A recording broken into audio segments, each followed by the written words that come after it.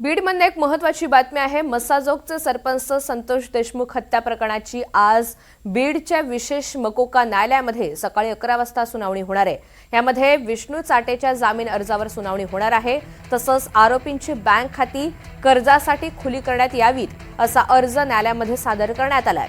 या दोन्ही अर्जांवरती आज सुनावणी पार पडणार आहे। संतोष देशमुख हत्या प्रकरणाची आज बीडच्या विशेष मकोका न्यायालयामध्ये सकाळी 11 वाजता सुनावणी होणार आहे। यामध्ये कोर्टात 2 अर्ज दाखल करण्यात आलेले आहेत आणि त्या सगळ्या संदर्भात कोर्ट आज नेमकं काय निर्णय देतं हे पाहायचंय।